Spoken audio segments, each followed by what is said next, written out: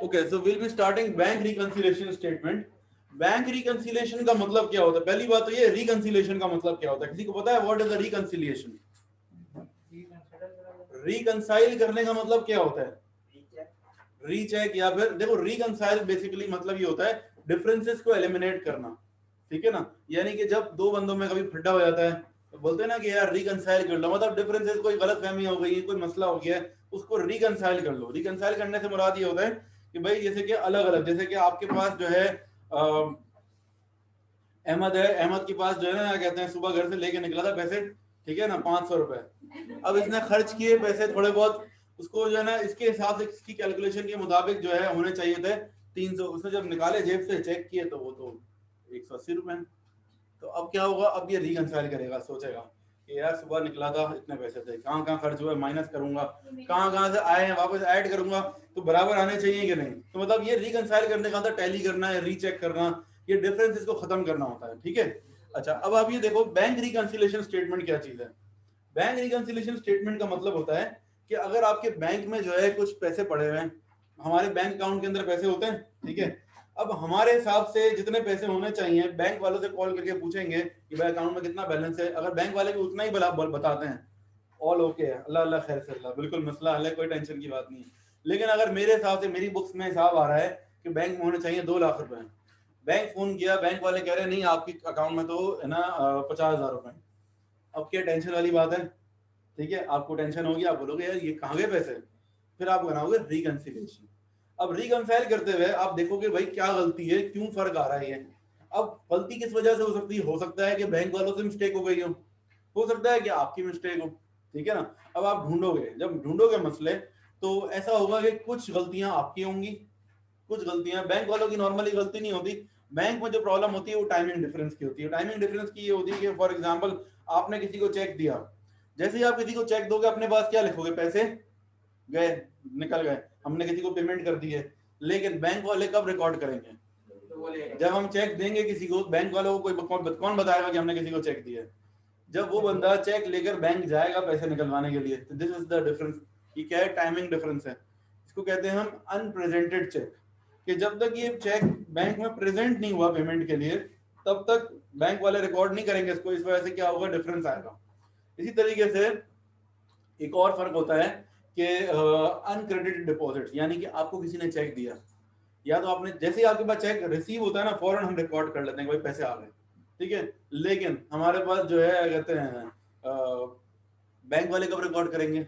जब हम चेक जाके बैंक में जमा कराएंगे। इनफैक्ट जब भी रिकॉर्ड नहीं करेंगे, हम जमा करवाएंगे ना चेक, तो वो चेक पहले जाएगा क्लियरिंग में। जब क्लियरिंग में जाएगा, चेक क्लियर होकर जब कंफर्मेशन हो जाएगी, फिर बैंक वाले आपके अकाउंट में पैसे डालेंगे।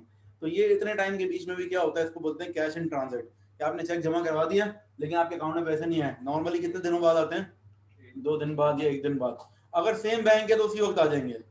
अगर आपका जिस बैंक में, मेरा बैंक अगर मीजान बैंक में अगर मेरा अकाउंट है और मुझे अरीब ने जो है अपनी मंथली फीस पे करी है, वो मीजान बैंक की है, मैं जैसे ही अकाउंट जाके जमा करवाऊंगा ऑन द स्पॉट ट्रांसफर हो जाएंगे पैसे। लेकिन अगर इसका जो है कोई भी बैंक था, बैंक ऑफ लियारी था या कोई भी था, बस मतलब बैंक सिंध बैंक था, ठीक है ना, अब उसने दिया मुझे, मैं वो लेकर गया बैंक में जमा करवाया, उन्होंने कहा भाई ये तो अभी जाएगा और वेरीफाई होकर आएगा जब उसमें अकाउंट में पैसे हैं भी कि नहीं, सारी चीजें होंगी, साइन वेरीफाई होंगे, उसके बाद आपके अकाउंट में पैसे आएंगे। तो अब इस केस में क्या होगा? 2 दिन के बाद पैसे आएंगे। तो ये कहलाते हैं अनक्रेडिटेड डिपॉजिट्स। अभी हम पढ़ेंगे। तो इन चीजों की वजह से फर्क आता है। बेसिक एक आइडिया देना चाह रहा हूँ कि भाई डिफरेंसेस आते क्यों हैं, कि आपके पास जो पैसे हैं, बैंक आपके हिसाब से जो बैलेंस है बैंक का, बैंक वालों के हिसाब से भी वही बैलेंस होना चाहिए। ये फर्क क्यों आता है? बिकॉज ऑफ बैंक में नॉर्मली जो टाइमिंग डिफरेंस की वजह से। इसके अलावा और कुछ चीजें होती हैं जो कि ये जो चीजें मैंने बताई ना, ये चीजें बैंक रिकंसिलिएशन स्टेटमेंट में आती हैं। अच्छा, कुछ चीजें ऐसी होती हैं जो कैश बुक में आती हैं। जैसे कि अब कैश बुक में क्या मिस्टेक्स होती हैं? नॉर्मली कभी कभार ऐसा होता है कि कुछ ट्रांजेक्शन हम कैश बुक में रिकॉर्ड करना भूल गए होते हैं, या फिर नेचुरली हमने रिकॉर्ड यूं नहीं की होती, कि जैसे कि फॉर एग्जांपल अगर मेरा कोई कस्टमर है, ठीक है, उस कस्टमर से मुझे पैसे लेने हैं, उसने मुझे आकर पैसे नहीं दिए, मुझे चेक नहीं दिया, डायरेक्टली जाकर मेरे अकाउंट में पैसे जमा करवा दिए। अब कस्टमर ने मेरे अकाउंट में पैसे जमा करवाए, मुझे क्या पता अकाउंट में पैसे जमा हुए हैं। जब मेरे पास बैंक स्टेटमेंट आएगा बैंक की तरफ से, महीने के आखिर में बैंक वाले क्या करते हैं? एक स्टेटमेंट देते हैं। अब हम बैंक स्टेटमेंट को कंपेयर करते हैं अपनी कैश बुक से, हम देखते हैं यार फर्क क्यों आ रहा है। हमारे हिसाब से 2 लाख का बैलेंस है, बैंक वालों के हिसाब से 80,000 है, तो डिफरेंस क्यों है? रिकंसाइल करने के लिए हम क्या करते हैं, बैंक स्टेटमेंट रखते हैं सामने और कैश बुक रखते हैं। कैश बुक में क्या होता है, बैंक अकाउंट होता है, ठीक है। इन दोनों को कंपेयर करते हैं। जब कंपैरिजन करते हैं तो हमें डिफरेंसेस पता चल जाती हैं, क्या क्या मसले हैं। तो सारे मसले हम क्या करते हैं, हल करने की कोशिश करते हैं, ठीक है। तो मसले हल करने के लिए हम पहले बनाते हैं अपडेटेड कैश बुक और उसके बाद हम बनाते हैं बैंक रिकंसिलिएशन स्टेटमेंट, ठीक है। एक अपडेटेड कैश बुक और एक bank reconciliation statement.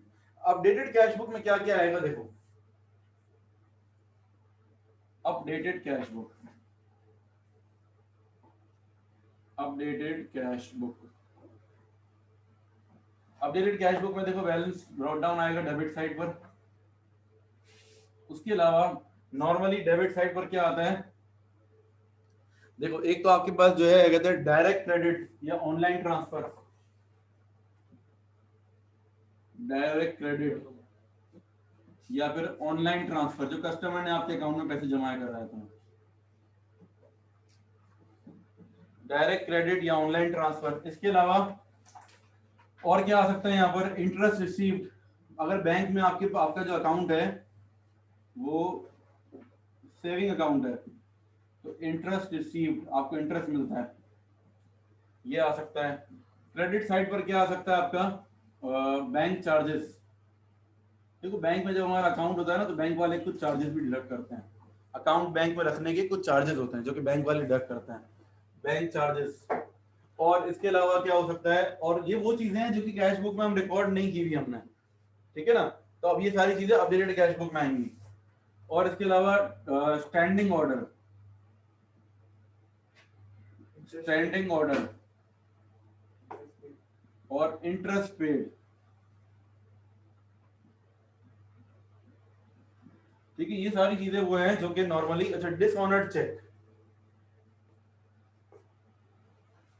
Dishonoured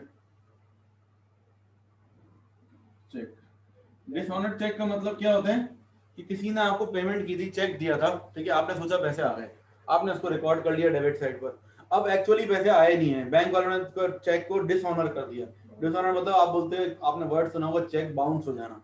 dishonour check का मतलब होता है कि चेक आपका बाउंस हो गया, मतलब बैंक ने बोला भाई इसके अकाउंट में तो पैसे ही नहीं है, या फिर सिग्नेचर गलत है, कोई भी मिस्टेक है जिसकी वजह से चेक जो है वो डिसऑनर हो गया, ठीक है ना। तो यहाँ उसको क्रेडिट पे लिखेंगे। क्यों क्रेडिट पे लिख रहे हैं, क्योंकि जब पैसे आते हैं तो कहाँ लिखते हैं हम, डेबिट पे। अब पैसे जा रहे हैं तो कहाँ लिखेंगे, क्रेडिट पर, ठीक है।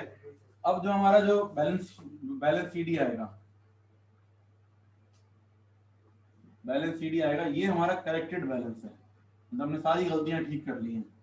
अब ये वाला जो बैलेंस सीडी है ये किससे मैच होना चाहिए, ये बैंक स्टेटमेंट से बिल्कुल मैच होना चाहिए, ठीक है। हमने अपनी कैश बुक में जितनी भी चीजें थी जो कि मिस्टेक्स थी जो हमने नहीं लिखी थी वो सब रिकॉर्ड कर ली। अब ये वाला जो बैलेंस सीडी है ये किससे मैच करना चाहिए, बैंक स्टेटमेंट से। अगर ये भी मैच नहीं कर रहा होगा तो अब क्या मसला है, अब वो टाइमिंग डिफरेंस वाली चीज है। टाइमिंग डिफरेंस वाली कौन सी चीजें थी, एक अनप्रेजेंटेड चेक और एक अनक्रेडिटेड डिपॉजिट, वो मैं बताऊंगा। अच्छा ये वाली चीजें सारी एक्सप्लेन कर देता हूँ।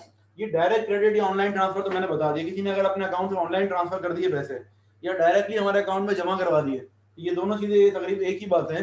इन दोनों की, ये दोनों हमारे पास नॉर्मली कैश बुक में रिकॉर्डेड नहीं होते, ठीक है, तो उसको हम रिकॉर्ड कर लेंगे। अच्छा इंटरेस्ट रिसीव्ड, इंटरेस्ट रिसीव्ड क्या, अगर हमारा बैंक में अगर सेविंग अकाउंट होता है ना, सेविंग अकाउंट में ये होता है कि आपके पास जितने अकाउंट में आप पैसे रखोगे तो उस हिसाब से आपको इंटरेस्ट मिलता जाएगा। तो इंटरेस्ट भी बैंक वाले खुद ही कैलकुलेशन करते हैं कि ऑन एन एवरेज आपने इतने पैसे रखवाए, जो कि आप निकलवाते भी रहते हो, वापस रखवाते भी रहते हो, डिपॉजिट करवाते हो, तो एक एवरेज रेट निकाल लेते हैं कि भाई ऑन एन एवरेज कितने पैसे थे, उस पर इंटरेस्ट लगा के वो आपके अकाउंट में इंटरेस्ट डाल देते हैं, ठीक है। अच्छा इसी तरह से credit side of bank charges, bank के कुछ चार्जेस होते हैं अकाउंट मेंटेन करने के, एटीएम कार्ड के, चेक बुक के, ये सारे चार्जेस बैंक वाले खुद ब खुद डिडक्ट कर लेते हैं। अब बैंक वाले डिडक्ट करते हैं, हमें कॉल नहीं करते भाई हम चार्ज डिडक्ट कर रहे हैं, आप भी करना है, नहीं, खुद से डिडक्ट कर देते हैं। अब जब महीने के आखिर में हमारे पास स्टेटमेंट आती है तो हम देखते हैं अच्छा बैंक चार्जेस कटे हैं, हम भी लिख लेंगे, सही है। इसी तरह से स्टैंडिंग ऑर्डर, ये आप लोगों ने शायद फर्स्ट टाइम सुना हो नाम। स्टैंडिंग ऑर्डर का मतलब होता है कुछ हमारे एक्सपेंसेस ऐसे होते हैं जो कि है ना फिक्स्ड एक्सपेंसेस होते हैं, जो कि चेंज नहीं होते हैं, जो रेगुलरली जो है रिकरिंग होते हैं। जैसे रेंट होता है, लेट से हमारा घर का रेंट है, अगर किसी के घर का रेंट है 50,000 का, इलेक्ट्रिसिटी तो यूजेज के ऊपर होता है ना, कम ज्यादा होता रहता है, रेंट हो गया। और अगर वो इंटरनेट का बिल हो गया, इंटरनेट का मंथली कनेक्शन होता है, फिक्स बिल होता है। इस तरह से और भी कुछ एक्सपेंसेस ऐसे होते हैं जो कि फिक्स्ड होते हैं, तो उनमें ये होता है कि भाई आपने ना हर महीने 50-50 हज़ार रुपए अगर मुझे रेंट भरना है तो मैं एक ही दफा बैंक को एक लेटर लिख के दे दूंगा, बोलूंगा भाई ये स्टैंडिंग ऑर्डर मैंने आपको दे दिया है, हर महीने की पहली तारीख को मेरे अकाउंट में से 50,000 निकाल के जो मेरा लैंडलॉर्ड है उसके अकाउंट में डाल देना। मैं बार बार आपको हर महीने याद नहीं दिलाऊंगा। This is called standing order. Bank में अगर आपने एक दफा स्टैंडिंग ऑर्डर दे दिया तो अब ये रिकरिंग है, हर महीने खुद ब खुद ये ट्रांजेक्शन होती रहेगी जब तक आप उसको रोकोगे नहीं। नॉर्मली अक्सर होता है इंश्योरेंस वाले जो होते हैं ना, वो लोग क्या करते हैं, आपको इंश्योरेंस से बेचने के लिए आते हैं। आपने सुना देखा होगा इंश्योरेंस जो है वो बड़े जो है ना कहते हैं तेज होते हैं लोग बेचने के लिए इंश्योरेंस आते हैं। तो आपको जो है ना कहते हैं मतलब अपनी बात में जो है बिल्कुल बिला फुसला के बड़ी मुश्किल से जो है आपको कन्विंस करते हैं और बेच के जाते हैं, आपको चूना लगा कर जाते हैं। फिर जब आपको चूना लग जाता है तो आप बार बार तो चूना नहीं खाओगे, आप बोलोगे एक दफा लग गया, दूसरी मरतबा फिर दोबारा कौन रिपीट दे। तो ये क्या करते हैं कि आपसे एक स्टैंडिंग ऑर्डर साइन करवा लेते हैं ताकि ना हर साल खुद ब खुद आपके अकाउंट में से पैसे ले लें इंश्योरेंस प्रीमियम के, ताकि एक साल आपने इंश्योरेंस यूज किया, आपने प्रीमियम अगले साल देखो। नॉर्मली क्या होता है पूरे साल में अगर आपका कोई भी जो है नुकसान नहीं हुआ, इंश्योरेंस आपने क्लेम नहीं किया, अगले साल क्या होगा, बोलो छोड़ो यार बिला वजह मैं इंश्योरेंस के पैसे भर रहा हूँ, कोई नुकसान तो होता नहीं है, जब होगा देखी जाएगी। तो इसलिए वे क्या करते हैं जानबूझ के इंश्योरेंस के साथ फौरन स्टैंडिंग ऑर्डर साइन करवा लेते हैं ताकि जो है ना वो आहिस्ता आहिस्ता अगले साल खुद ब खुद पैसे कटते जाए, तो रोको नहीं। जैसे जूम की हमारी आईडी, आप लोग हम जूम पे पढ़ाते हैं ना, जूम वाले भी स्टैंडिंग ऑर्डर पे कर लेते हैं। जब एक दफा मैंने कार्ड अपना पंच कर दिया जूम के, मैंने आईडी परचेज कर ली, अब हर महीने ऑटोमेटिकली जो है अमाउंट डिडक्ट हो जाती है, मैसेज आ जाता है कि इस महीने आपके मंथली सब्सक्रिप्शन पे हो गई है। ठीक है, तो that's it, this is standing order. तो ये सारी चीजें हम करेंगे। This is updated cash book. एक और चीज क्या बनती है, बैंक रिकंसिलिएशन स्टेटमेंट।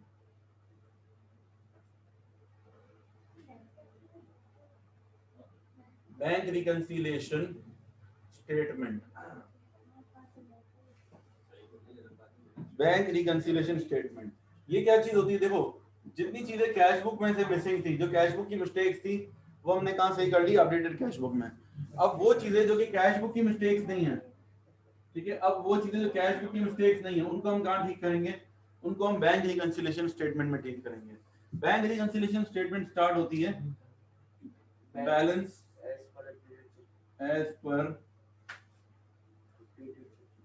अगर मैं दो तरीके, दोनों मर्जी है आपकी, चाहो तो balance as per bank statement से भी शुरू कर सकते हो। Balance as per bank statement से अगर शुरू करते हैं, ठीक है, तो करेंगे इसमें से less unpresented cheque, unpresented cheque, और ऐड करेंगे अनक्रेडिटेड डिपॉजिट्स, अनक्रेडिटेड डिपॉजिट्स बता रहा हूं। तो ये जो आ जाएगा आपका आंसर, ये आ जाएगा balance as per cash book, ये अपडेटेड कैश बुक के बराबर आना चाहिए। अच्छा सॉरी, ठीक है। अच्छा भाई देखो क्या रूल है कि अगर इसमें दोनों ऑप्शन हैं, balance as per bank statement से शुरू करते हो तो लेस करोगे अनप्रेजेंटेड चेक और ऐड करोगे अनप्रेजेंटेड अनक्रेडिटेड डिपॉजिट्स, तो आ जाएगा balance as per cash book. ठीक है, और दूसरा ऑप्शन क्या है कि अगर आप इससे शुरू करते हो, balance as per updated cash book से स्टार्ट करते हो, तो फिर क्या करोगे, ऐड अनप्रेजेंटेड चेक और लेस अनक्रेडिटेड डिपॉजिट्स। ठीक है, आई रिपीट वंस अगेन, दो ऑप्शंस हैं, आपकी मर्जी है। अगर आपको balance as per bank statement से शुरू करना है तो ये पहला वाला लेस और दूसरा वाला ऐड हो जाएगा, और अगर इससे शुरू करोगे balance as per updated cash book से, तो फिर ये वाला क्या होगा, ऐड और ये लेस, तो फिर नीचे वाला आएगा bank balance as per bank. मैंने फॉर्मेट के अंदर दोनों ऑप्शन लिखी हैं आपको, ठीक है। अच्छा होता क्या है, balance as per bank statement से मैंने स्टार्ट किया, अब फर्क क्या है, balance as per bank statement के बाद मैं क्या करूंगा, ऐड करूंगा अनप्रेजेंटेड चेक। अनप्रेजेंटेड चेक को मैं ऐड करूंगा, क्यों, क्योंकि देखो कस्टमर सॉरी लेस करूंगा अनप्रेजेंटेड चेक को, क्योंकि कस्टमर ने अभी तक चेक प्रेजेंट नहीं किया है, इसका मतलब वो पैसे अभी तक माइनस नहीं हुए हैं। तो हम जो है कहते हैं अज्यूम कर लेंगे कि भाई अगर रिकंसाइल करने के लिए हम मान लेते हैं कि चलो ये बैंक, ये अभी तक कस्टमर ने चेक प्रेजेंट नहीं किया, इसको हमने, जिस बंदे को भी हमने चेक दिया था, कस्टमर नहीं, हमारा क्या होगा, सप्लायर होगा, वो बंदा जब चेक प्रेजेंट कर देगा तो ये डिफरेंस एलिमिनेट हो जाएगा ना। ठीक है, तो हम अज्यूम कर लेते हैं, चलो यार इसको लेस कर देते हैं, मान लो कि उसने चेक प्रेजेंट कर दिया, तो क्या ये बैलेंस हो जाएगा ऑफसेट, फिर दूसरी चीज क्या है, अनक्रेडिटेड डिपॉजिट्स। अनक्रेडिटेड डिपॉजिट्स क्या है, जो बैंक में आपने चेक जमा करवाए लेकिन अभी तक पैसे आए नहीं है, ट्रांजिट में है, तो अभी तक आए नहीं है, लेकिन हम अज्यूम कर लेते हैं चलो एक दो दिन में आ ही जाएंगे ना, हम अज्यूम कर लेते हैं कि आ गए, इसको हम ऐड कर लेंगे। जब इसको ऐड कर लेंगे, इसको लेस और इसको ऐड कर लेंगे, तो अब जाके जो बैलेंस है किसके बराबर हो जाना चाहिए, balance as per cash book के बराबर हो जाना चाहिए। सही है। तो ये बैंक रिकंसिलिएशन स्टेटमेंट का बेसिकली ये पर्पस है। अब जरा ये चीज जो है ना एक क्वेश्चन के जरिए हम करेंगे ना, तो आप लोगों को बहुत अच्छी समझ में आ जाएगी, ठीक है ना। अब हम इसके क्वेश्चंस की तरफ जाते हैं जरा। अच्छा जी, अब हम क्वेश्चंस देख लेते हैं इनके, ठीक है। क्वेश्चंस के अंदर देखो आपके पास क्या है, एक कैश बुक है और बैंक स्टेटमेंट है। हमारे पास महीने के आखिर में बैंक स्टेटमेंट आती है और कैश बुक होती है जो हम खुद बना रहे होते हैं, ठीक है। मंथ एंड पे हम देखते हैं कि देखो कैश बुक का क्लोजिंग बैलेंस कितना है, देखो जरा सब गौर से। बैलेंस सीडी है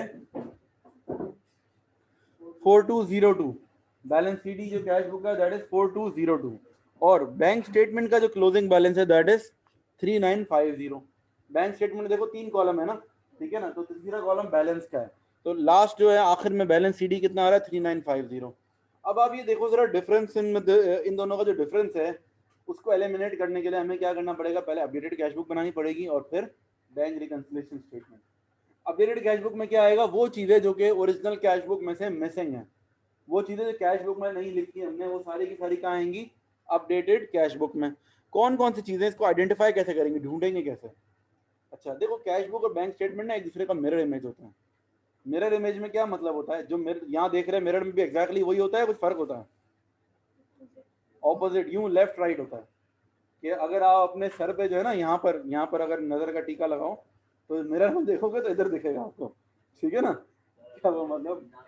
हाँ तो छोड़ो, अब ये फजूल बातें नहीं, जिन की बातें नहीं करो। देखो जनरली बोल रहा हूँ, वैसे पढ़ाते हुए गलती से मार्कर का डॉट लग गया हाथ पर यहाँ पर, तो अब क्या होगा, मिरर में देखेंगे ना ऑपोजिट साइड पर दिखेगा, तो मिरर इमेज जो होती है दैट इज ऑपोजिट। तो अब ये देखो जरा गौर से कि कैश बुक के अंदर जो कुछ भी डेबिट साइड पर आता है, तो बैंक स्टेटमेंट में वो सब कुछ कहाँ आएगा, क्रेडिट साइड पर।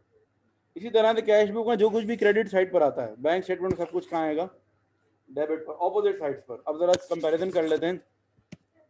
देखो मैं कह रहा हूँ बैलेंस ब्रॉट डाउन को छोड़ के बाकी चीजें देखनी है। ये 220 कैश बुक में आ रहा है, ये 220 बैंक स्टेटमेंट भी आ रहा है, ओके।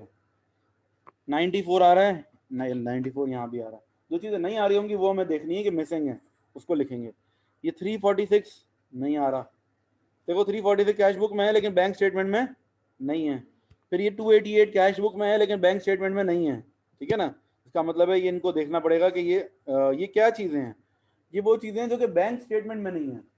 जो चीजें बैंक स्टेटमेंट में नहीं होती वो या तो अपडेटेड कैश बुक होता है, वो या तो अनप्रेजेंटेड चेक होता है, या फिर अनक्रेडिटेड डिपॉजिट्स होता है। आई रिपीट वंस अगेन, वो चीजें जो कि कैश बुक में हैं लेकिन बैंक स्टेटमेंट में नहीं है, तो वो क्या होती हैं, या तो अनप्रेजेंटेड चेक या फिर अनक्रेडिटेड डिपॉजिट्स। अब आप एक बात सुनो, अनप्रेजेंटेड चेक वो होते हैं जो हमने किसी को दिए हों पैसे, तो हमने किसी को पैसे दिए होंगे तो कैश बुक में डेबिट पर आएंगे या क्रेडिट पर। जब हम किसी को पैसे दे रहे हैं तो कैश हमारा क्रेडिट होगा, इसका मतलब है अनप्रेजेंटेड चेक कौन से होंगे, जो राइट साइड पर होंगे कैश बुक में। और अनक्रेडिटेड डिपॉजिट्स, डिपॉजिट क्या होता है, डिपॉजिट मतलब बैंक में पैसे जमा करवाना। अगर मैं अपने बैंक अकाउंट में पैसे जमा करवाऊंगा, डिपॉजिट करवाऊंगा, तो मेरी कैश बुक में वो डेबिट साइड पर आएंगे। कैश बुक मतलब बैंक अकाउंट, ठीक है ना, बैंक का टी अकाउंट।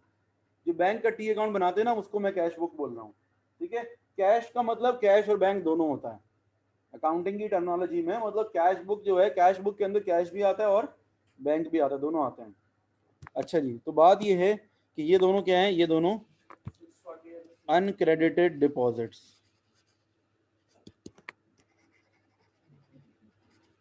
अच्छा जी, और बाकी अब क्रेडिट साइड को जरा देखें। 648 दोनों साइड पर है, 32 भी है दोनों साइड पर, ये 266 गायब है। तो ये 266 क्या है, अनप्रेजेंटेड चेक, अनप्रेजेंटेड चेक है ये। अच्छा फिर नीचे आते हैं ये 64, ये 64 जो है, 64 क्या बैंक स्टेटमेंट में डेबिट साइड पर आ रहा है, ये क्या है, बैंक चार्जेस है, तो लिखा हुआ ये बैंक चार्जेस।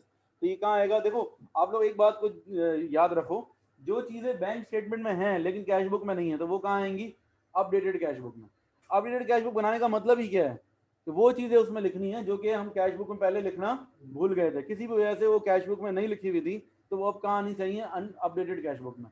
अपडेटेड का मतलब क्या है, कैश बुक में अपडेट कर रहा हूँ, मतलब कैश बुक में जो चीजें कम है उसको सही कर रहा हूँ, करेक्ट कर रहा हूँ मैं इसको, ठीक है ना। तो यानी कि ये क्या है, बैंक चार्जेस कैश बुक में आ जाएगा। इसी तरीके से ये 186 भी कहाँ आएगा, कैश बुक में आएगा। किस साइड पर आएगा, डेबिट पर या क्रेडिट पर, डेबिट पर, क्योंकि जो चीज बैंक स्टेटमेंट में क्रेडिट पर आ रही है वो कैश बुक में डेबिट पर होनी चाहिए थी, लेकिन अभी है नहीं। जब है नहीं तो क्या करेंगे, हम लिख देंगे इसको, ठीक है। अब हम दो चीजें बना लेते हैं, देखो updated cash book,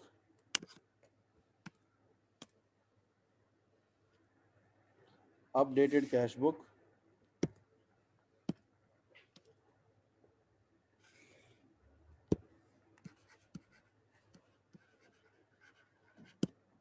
updated cash book में क्या आएगा आपका, पहले तो स्टार्ट करेंगे balance BD. Updated cash book का जो बैलेंस बीडी होगा वो पुरानी जो कैश बुक है उसका बैलेंस सीडी होगा। जो पहले आपने कैश बुक बनाई है विच इज नॉट अपडेटेड, जिसमें अभी कुछ एरर्स हैं, उसका जो बैलेंस सीडी होगा वो अपडेटेड के लिए क्या हो जाएगा, बैलेंस बीडी, ओपनिंग बैलेंस 4202। अच्छा जी, बैलेंस ब्रॉट डाउन हमने स्टार्ट कर लिया। अच्छा जी, कैश बुक में डेबिट साइड पे कौन सी चीजें आएंगी जो कि बैंक स्टेटमेंट में क्रेडिट साइड पर हैं, यानी कि 186। और इसके आगे डिस्क्रिप्शन क्या आएगी, देखो क्या लिखा हुआ है, ये क्रेडिट ट्रांसफर, क्रेडिट ट्रांसफर, ठीक है, एक ही चीज थी बस, ये लिख दी मैंने। अच्छा, अब कैश बुक में क्रेडिट साइड पर कौन सी चीज आएगी जो कि बैंक स्टेटमेंट में डेबिट पर है, यानी कि ये 64 बैंक चार्जेस। फिर आ जाएगा बैलेंस सीडी,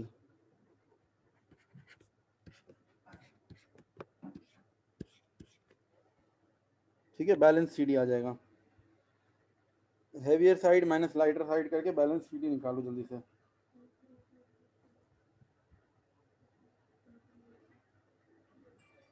ठीक है, 4202 प्लस 186,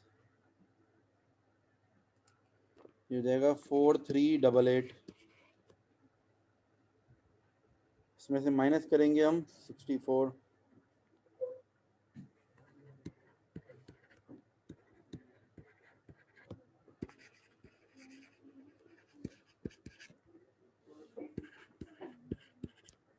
ठीक है, ये हो गया अपडेटेड कैश बुक। इसके नीचे आएगा bank reconciliation statement.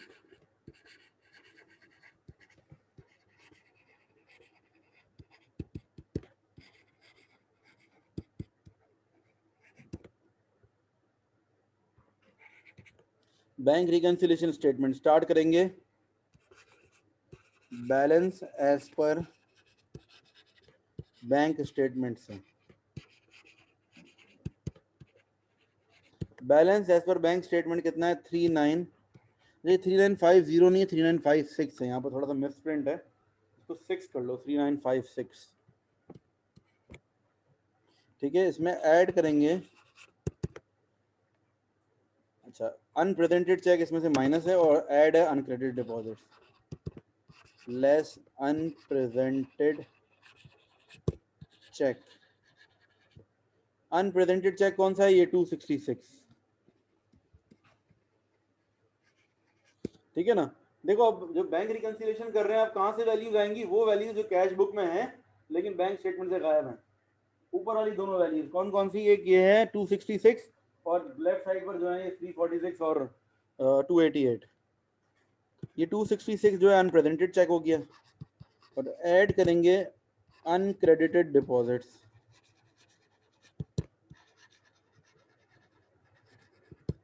Uncredited deposits में आ जाएगा 346 और 288,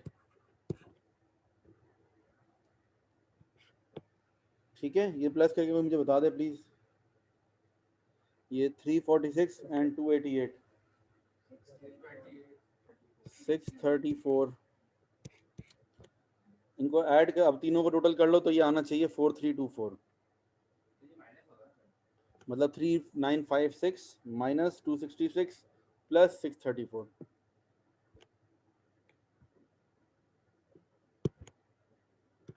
तो ये हो जाएगा 4324, ये होना चाहिए।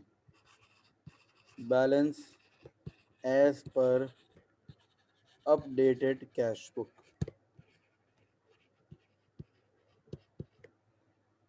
यही आ रहा है, ठीक है बच्चों। तो ये बेसिकली जो है ना बैंक रिकंसिलिएशन स्टेटमेंट का चैप्टर, दिस इज मतलब दैट्स ऑल, बस यही है, इसमें और कुछ नहीं है, ठीक है ना। आपने सबसे पहले कैश बुक देखनी होती है, कैश बुक और बैंक स्टेटमेंट को कंपेयर करना होता है, दोनों में जो डिफरेंसेस होते हैं वो आइडेंटिफाई करते हैं। जो चीज़ कैश बुक में से गायब है वो अपडेटेड कैश बुक में लिख दो, जो बैंक स्टेटमेंट से गायब है वो बैंक रिकंसिलिएशन स्टेटमेंट में लिख दो। बस आपको ये आइडेंटिफाई करना है कौन सी चीज़ डेबिट पे आएगी, कौन सी क्रेडिट पे, और बैंक रिकंसिलिएशन में कौन सी चीज़ अनप्रेजेंटेड चेक है, कौन सी अनक्रेडिटेड डिपॉजिट्स। ठीक है बच्चों, तो दैट्स इट फॉर टुडे।